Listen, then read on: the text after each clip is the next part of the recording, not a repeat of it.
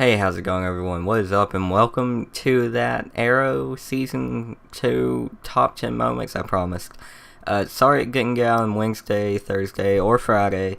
I've been busy, and I've had stuff to basically do outside of my room, My great aunt's moving back to where I live, near here, so I have to help with that. But anyways, better late than never.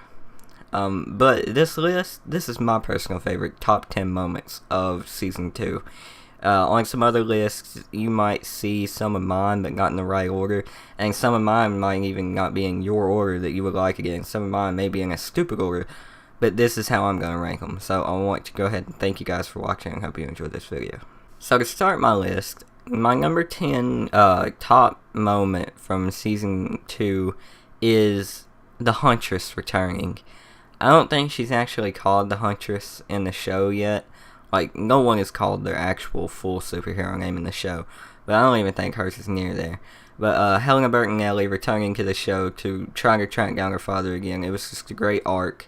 Her and, like, Laurel, like, going to the dark side, essentially, for a little while there. I don't know if she ever returned from the dark side, like, yet, even though she found out who Oliver was. But the Huntress returning, I love her character in the comics, the Justice League Unlimited TV show, and she's pretty much on the same job except reverse on that show with the guy who killed her father. So the Huntress has always been an interesting character in the DC universe, especially since she is a part of the Bat family. So seeing her actually return and seeing Birds of Prey getting started for some more episodes in Season 3 was just really exciting. So my number 9 moment is the Suicide Squad. Now, like the Huntress returning, this started a big arc on the show with the Suicide Squad, plus the Harley Quinn cameo, which I really enjoyed because Harley Quinn, Bat family, well, not in Bat family, but she's a Batman villain, and she's pretty cool. But the Suicide Squad, it started a whole big thing, just like Birds of Prey. They're gonna have a big story arc and probably their own episodes, like they actually had in episode 15 or 16. But they're gonna have their own episodes in Season 3, and just seeing all the people in the Suicide Squad who are supposed to be there, and with me actually reading the comics and loving it, it's just really exciting. I love this show because it brings all of that. It takes people out of the comics that you wouldn't normally see on a TV show and puts them on a TV show for people who like me who actually like the comic. And the Suicide Squad, it's going to be a really good and big arc for Season 3, I believe. So my number 8 moment would have to be the Black Canary arriving. Just like the Huntress returning, she arrives, I guess. And it cleared up a lot of confusion. And it was just really cool seeing another comic book character from Green Arrow, she's supposed to be there because of her and Green Arrow's love interest. Seeing her actually arrive, but not as the character that we would expect it to be. I mean, we kind of expected Black Canary to be Sarah Lance. She's still alive because Laurel hasn't had the proper training, but we didn't know when Black Canary was going to arrive. She ain't even called Black Canary. She's Canary, or the woman with the white wig. But this is really interesting because at the end of Season 2, Laurel took up the Canary jacket. Not exactly the name, but the jacket. So we only can assume where it's going from here, which excites me. So my number 7 moment is once again another return for a character on the show. It is Merlin returning. Merlin, even though he's supposed to be a complete asshole, unlikable character in the comics, the pre-52, I don't think he's appeared in New 52 yet, but even though he's supposed to be an asshole, you still love him on the show because of John Barrowman, even with all the horrible things that he done in Season 1, all the horrible things that he was going to do. You still have to love that anti-hero. That's what I call him, because I like him.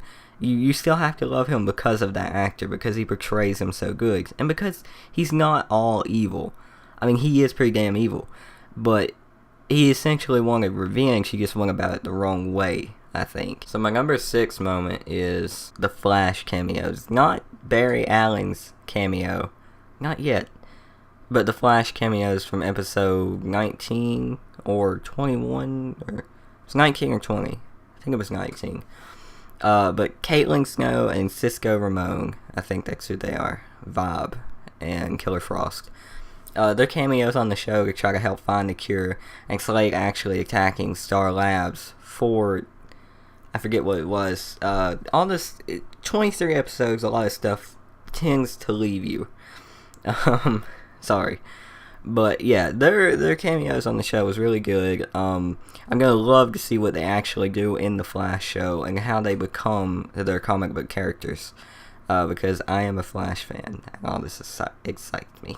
So number 5 is Roy becoming Arsenal or Red Arrow or R Arrow or the Red Vigilante. I don't know. But Roy from the comic books starts out as Speedy, Green Arrow's sidekick. And then he becomes Red Arrow, his own version of Arrow, and then he gets his arm cut off. And he becomes Arsenal. Now, they didn't quite do that in the show, and they don't quite do that to Arsenal in every version of the character. Like, the New 52 Arsenal doesn't have his arm cut off. I haven't read all through Red Hood and the Outlaws yet. But he doesn't have his arm cut off yet, I think. And I think that's the route that they're going with this Roy on the show so far, I think.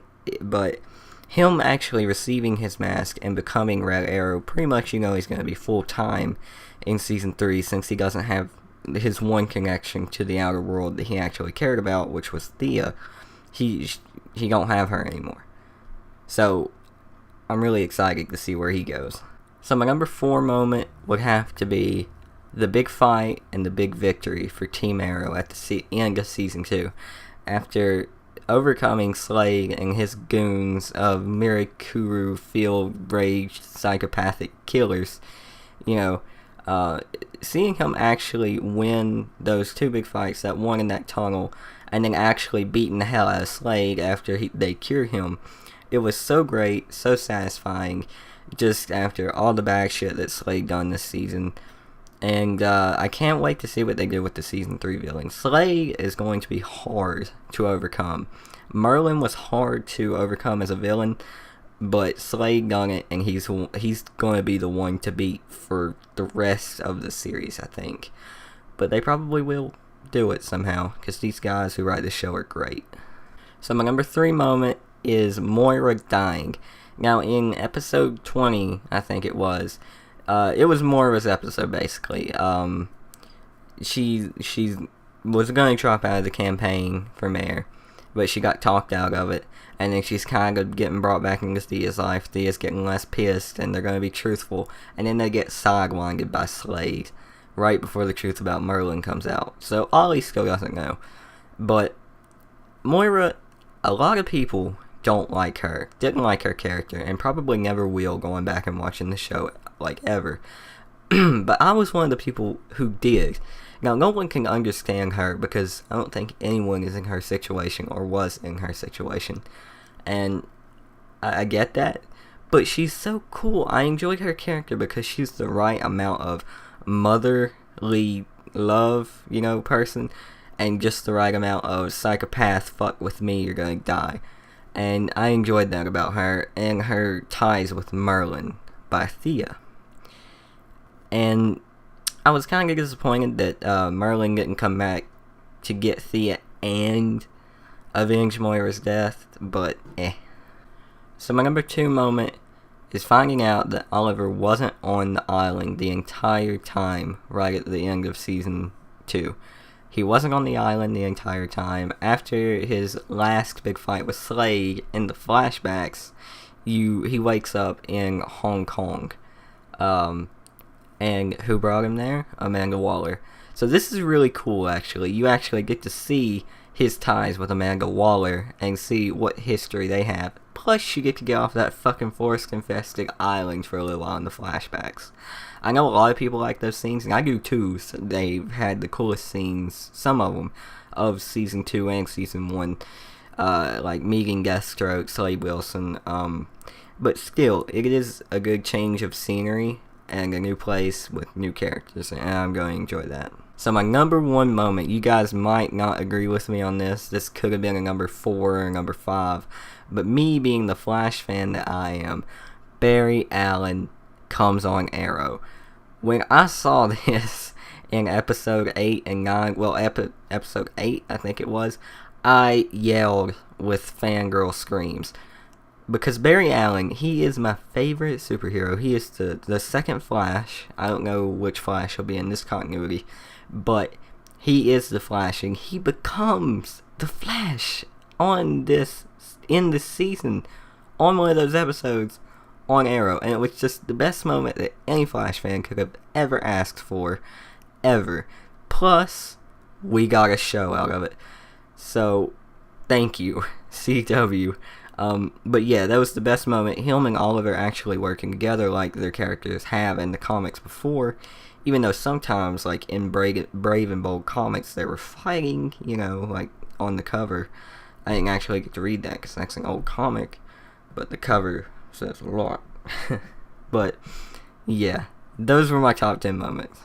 So I want to go ahead and thank you guys for watching this abnormally long video on my top 10 moments of Season 2 Arrow. But I think it was worth it. I really enjoyed making this video for you guys because I love talking about these shows, my favorite moments in them, and just the things that happen in the history about them, you know, I guess. But I really enjoyed making this video, that's the point. And you will see maybe a video like this on Sunday, maybe, because of Game of Thrones isn't here. It'd probably have to be on Monday. But yeah, thank you guys for watching. Hope you enjoyed this video. Please leave a like, if you will, or rate the video, dislike or like. Comment, subscribe. And also, I've started watching Supernatural. So, you know, it's scary as fuck. So I'm gonna catch up on that. And you will see Season 2 videos. I mean, not Season 2, Season 10 videos when Season 10 releases. So anyways, thanks for watching. Peace.